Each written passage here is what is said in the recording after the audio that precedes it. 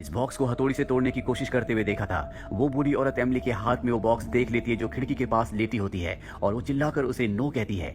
Emily को कुछ भी समझ में नहीं आता। अब एमिली बॉक्स लेकर अपने घर आ जाती है। वो बॉक्स को खोलने की बहुत कोशिश करती है लेकिन बॉक्स नहीं खुलता। उसके डैड भी बॉक्स को देखते और कहते हैं कि जिसने भी ये बॉक्स बनाया है शायद वो चाहता ही नहीं था कि ये बॉक्स खुल जाए और एमिली इस बॉक्स को किसी भी कीमत पर खोलना चाहती है।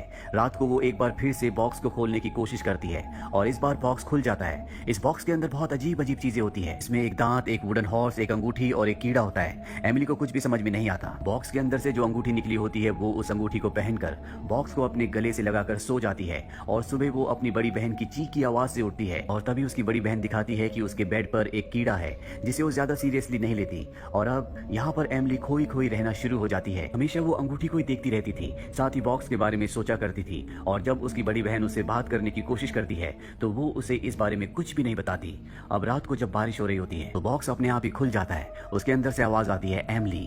एमिली इस बॉक्स के पास जाती है और हमें दिखाया जाता है कि बॉक्स के मिरर में एमिली की आंखें पूरी तरह से बदल चुकी है। एमिली के पिता भी देख लेते हैं और डर जाते हैं और वो जब एमिली के पास जाते हैं तो देखते हैं कि उसकी आंखें पूरी तरह से नॉर्मल है। उन्हें कुछ भी समझ में नहीं आता। तो इसके बाद जब इस सब के सब डाइनिंग टेबल पर बैठकर खाना खा रहे होते हैं तो एमिली अपना पैर हिला रही होती है। उसके डैड उसे ऐसा करने के लिए मना करते हैं। उसके हाथ में जो फोक होता है उससे वो अपने डैड के हाथ को जख्मी कर देती है। अगले दिन एमिली की बड़ी बहन और उसके डैड देखते हैं कि एमिली के कमरे के अंदर से कीड़े बाहर निकल रहे हैं और जब वो दरवाजा खोलते हैं तो अंदर पूरी तरह से अंधेरा होता है और बहुत सारे कीड़े बाहर निकल रहे होते हैं। एमिली के डैड लाइट जलाते हैं और देखते हैं कि बेड के ऊपर एमिली उसी बॉक्स को लेकर बैठी हुई है। वो चारों तरफ से कीड़ों से घिरी हुई है लेकिन उसे इस बात से कोई फर्क नहीं पड़ता। वो एमिली को उठाकर कमरे से बाहर ले जाते हैं। दरअसल एमिली को ये भी याद नहीं होता कि रात को उसने अपने पिता के हाथ को फोक से जख्मी कर दिया था। उसके पिता समझ जाते हैं कि एमिली के साथ कुछ न कुछ गलत हो रहा है, इसीलिए वो अपनी पत्नी के पास जाते हैं और सब कुछ उसे बताते हैं। लेकिन उनकी पत्नी कहती है कि हम दोनों के अलग होने से बच्चों के दिमाग पर ऐसा असर पड़ता है, सब कुछ नॉर्मल हो जाएगा। क्लाइड को लगता है कि शायद उनकी पत्नी ठीक कह रही है। क्लाइड को अपनी बेटी के शो पर जाना था लेकिन वो जा नहीं पाते, जिस वजह से उनकी बड़ी बेटी नाराज हो जाती है और वो अपने डैड को फोन करती है। इसके बाद फोन वो अपनी छोटी बहन एमिली को दे देती है। एमिली भी अपने डैड से रूडली कहती है कि मेरे बॉक्स को कभी हाथ मत लगाना और अब क्लाइड को शक होना शुरू हो जाता है कि उस बॉक्स के अंदर कोई ना कोई गड़बड़ है। इसीलिए रात को वो उस बॉक्स को खोल कर देखते हैं जिसमें उन्हें वही सारी चीजें दिखती हैं जो एमिली को दिखी थी। वही एमिली को दिखाया जाता है जिसे वॉमिट आ रही होती है और जब वो टॉर्च जलाकर अपने मुंह के अंदर दिखती है तो उसे अपने मुंह के अंदर 2 उंगलियां दिखती है जिसे देखकर वो डर जाती है। वहीं क्लाइड को और उसकी पत्नी को एमिली के स्कूल में बुलाया जाता है और प्रिंसिपल इन्हें बताती है कि एमिली ने एक बच्चे को बहुत मारा क्योंकि उसने उसके बॉक्स को छूने की कोशिश की थी। अब वो बॉक्स प्रिंसिपल के पास होता है और रात को जब प्रिंसिपल उस बॉक्स को खोलने की कोशिश करती है तो उसकी आंखों से खून आना शुरू हो जाता है और वो ऊपर से गिर जाती है जिससे उसकी मृत्यु हो जाती है। क्लाइड ये बात अपनी बेटी एमिली को बताता है लेकिन उसे इस बात से कोई फर्क नहीं पड़ता। वो अपने डैड से कहती है कि मेरा बॉक्स वापस ले आना। उसके डैड पूछते हैं कि उस बॉक्स के अंदर ऐसा खास क्या है।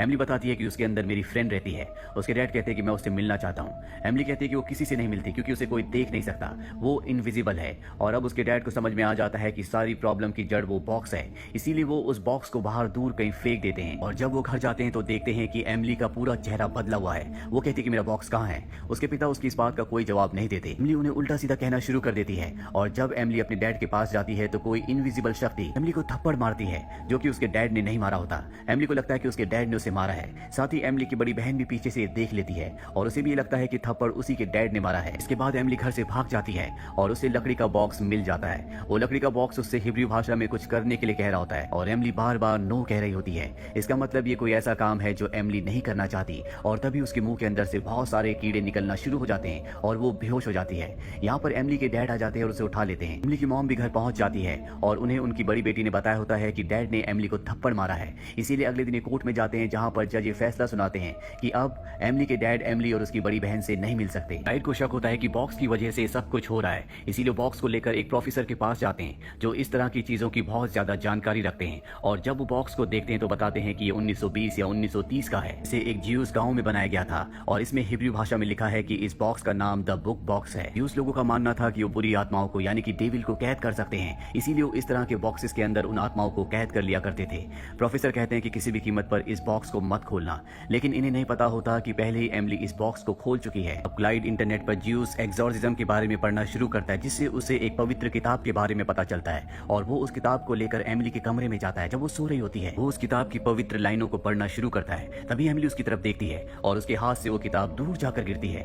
एमिली की आंखों से आंसू आ रहे होते हैं। इन्हें देखकर वो समझ जाता है कि उसकी बेटी बहुत तकलीफ में है। उसे एक धार्मिक सोसाइटी के बारे में पता चलता है जो ब्रुकलिन में होती है और वो उस बॉक्स को लेकर ब्रुकलिन में पहुंच जाता है और जब सोसाइटी के सामने वो उस बॉक्स को निकालता है तो सब के सब डर जाते हैं। यहाँ पर एक शपीर होते हैं जो इन सब के हेड हैं, जो क्लाइड से पूछते हैं क्या कभी किसी ने इस बॉक्स को खोला है। क्लाइड बताता है कि सबसे पहले मेरी बेटी ने इस बॉक्स को खोला था। वो क्लाइड को बताते हैं कि इसके अंदर शैतानी आत्मा को कैद किया जाता है। इसे हमेशा किसी पवित्र इंसान की आत्मा और पवित्र शरीर की जरूरत होती है और इसने तुम्हारी बेटी एमिली को अपना शिकार बनाया है। इसकी 3 स्टेजेस होती हैं। सबसे पहले ये बुरी आत्मा यानी कि शैतानी आत्मा जिस भी इंसान के शरीर पर अपना कब्जा करती है उसे अजीब अजीब सी आवाजें सुनाई देती है। इसके बाद उस इंसान को उसके अपनों से दूर कर दिया जाता है और आखिरी स्टेज में पूरी तरह से शैतानी आत्मा उसके ऊपर हावी हो जाती है, जिसके बाद उस इंसान की मौत हो जाती है। ये सुनने के बाद क्लाइड की आंखों में आंसू आ जाते हैं। शपीर उसे बताते हैं कि अगर तुम अपनी बेटी को हमेशा के लिए उस बुरी आत्मा से आजाद करना चाहते हो तो तुम्हें उस आत्मा के असली नाम से उसे बुलाना होगा और उसे आदेश देना होगा कि वो वापस बॉक्स के अंदर चली जाए। क्लाइड इनसे मदद मांगता है लेकिन ये मना कर देते हैं। वो कहते हैं कि कोई भी अगर उस आत्मा को बाहर निकालेगा तो हो सकता है कि वो आत्मा उसके अंदर चली जाए। अब यहाँ से क्लाइड निराश होकर बाहर जाने लगता है, लेकिन तभी वहां पर ज़ेडॉक जो इसी धार्मिक सोसाइटी का एक मेंबर है वो कहता है कि मैं तुम्हारी मदद करूंगा। वहीं घर पर एमिली को दिखाया जाता है जो फ्रिज के अंदर से अजीब तरीके से खाना खा रही होती है। तभी वहां पर उसकी मॉम आ जाती है। वो उसे कहती है कि तुम्हें क्या कर रही हो। एमिली अजीब तरीके से चलना शुरू कर देती है और चिल्लाकर कहती है कि मैं एमिली नहीं हूँ।